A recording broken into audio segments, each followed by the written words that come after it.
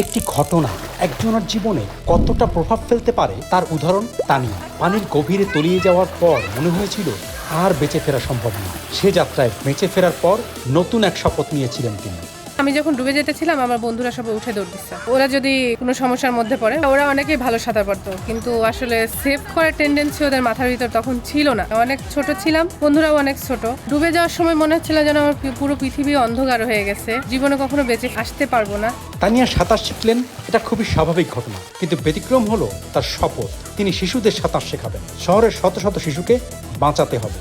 প্রথমে যখন আসে বাচ্চারা পানিতে মুখটা নেওয়াই কষ্ট হয়ে যায় আর কি। তখন বাচ্চাদেরকে অনেক বোঝাতে হয়, মজা করতে হয়। বাচ্চারা যখন এনজয় করে তখন আর কি পানিতে মুখ ডোবাই। আর নিরাপত্তা তো মাস্ট বি, কারণ একটা বাচ্চা পানিতে নামলে তার কতটুকু সে সেফ থাকতে পারবে এটা আগে প্রথমেই তাকে বলে দিতে হয়। যদি না বলে দিই, বাচ্চারা কিন্তু প্রথমেই যখন ডুব দিতে যায় নিঃশ্বাস নিয়ে ফেলে পানির মধ্যে, যেটাতে পানি ঢুকে মাথা পর্যন্ত জ্বলে যায়। তো সেই ক্ষেত্রে বাচ্চাদের নিরাপত্তাটা আগে নিশ্চিত করতে হবে। আর এটা আমরা করি, আগেই চেষ্টা করি যে বাচ্চাদেরকে ইনফর্ম করে দেওয়ার জন্য কতটুকু ডিপ, কোথা থেকে ডিপ শুরু, কোথায় যাওয়া যাবে, কোথায় যাওয়া যাবে না। তারপরে ওদেরকে বাবলস করাই, যেটা হচ্ছে বাচ্চারা সবচেয়ে বেশি মজা পায়। তো বাবলস করানোর পরে আমি পুরো ফেসটা ডুবানো শেখাই, তারপরে ডুব দেওয়া শেখাই, তারপর কিকিং এ নিয়ে আসি, ফ্লোট করাই, তারপরে সুইমিংটা ধরাই। যে বাচ্চারা পানিতে ভয় পায় তাদের ক্ষেত্রে একটু সুইমিং শিখতে লেট হয়, তো তারপরে ওদের প্রসেসিংটা একটু স্লো ভাবেই নেই। অনেক অভিভাবকই আছে যারা হচ্ছে বাচ্চাকে পানিতে দিতে ভয় পায়। তারপরে আমি বলবো যে একটা কিছু যদি আমি বিলিভ না করি তাহলে কিন্তু আমি কিছু একটা শিখতে পারবো না। বিশ্বাস রাখতে হবে যে এটা আমার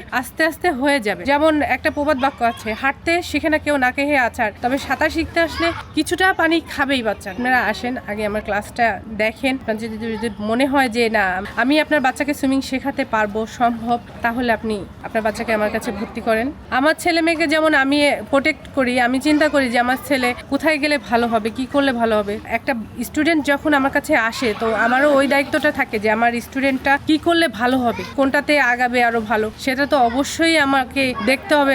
আমার কর্তব্য এটা আমি মনে করি। খুবই ভালো লাগে যে গার্জিয়ানরাও আমাকে বিশ্বাস করে, বাচ্চারাও অনেক ইন্টারেস্টেড হয়ে আমার কাছে আসে, বাচ্চারা অনেক পছন্দ করে, ভালোবাসে। আয়াজ নামের একটা বাচ্চা পেয়েছি, ওই বাচ্চাটা আর কি সুইমিং শিখছে, অনেক ছোট, ওর বয়স মেবি 3 বছর হবে এরকম। ওর অনেক দম, মানে এই পার্ট থেকে ছেড়ে দিলে ও পুরো ওটা শেষ করে তারপরে এই দম নেই আর কি। হ্যাঁ, কোনো বাচ্চার দ্বারাই সম্ভব না, কিন্তু ও অ্যাসিভ করতে পারছে, এটাই আমার স্মরণীয়। আর ও যখন সুইমিং শিখতো একটা করে যাওয়ার পরে আমাকে ক্ষমা করে দাও, মাফ করে দাও, তখন খুব ভালো লাগতো আর কি, যে ও শেষ করার পরে এরকম একটা ফিল আমার কাছে প্রকাশ করছে। আবার কোলে নিলে পারে তখন ও মাথাটা রেখে বলে আমি ঘুমাই এই কথাটা বলতো, খুব ভালো লাগে আর কি। শহরের বাচ্চা থেকে গ্রামের বাচ্চা পর্যন্ত আমি কথাটা বলছি, সাঁতারটা শেখা খুবই জরুরি। অনেক নিউজ আমরা দেখি যে বিভিন্ন জায়গায় গ্রামে বেড়াতে গিয়ে অনেক বাচ্চা ডুবে মারা যাচ্ছে। তো এই ক্ষেত্রে শহর আর গ্রাম নেই, জীবনের জন্য, জীবন বাঁচানোর জন্য সাঁতারটা খুবই জরুরি। সাঁতার শিখালে আপনারা সাঁতারের গুরুত্বটা কতটুকু আপনারা সুইমিং পুলে আসলেই বুঝতে পারবেন, দেখলেই বুঝতে পারবেন যে আসলে জীবনে কতটুকু জরুরি সাঁতার শেখা।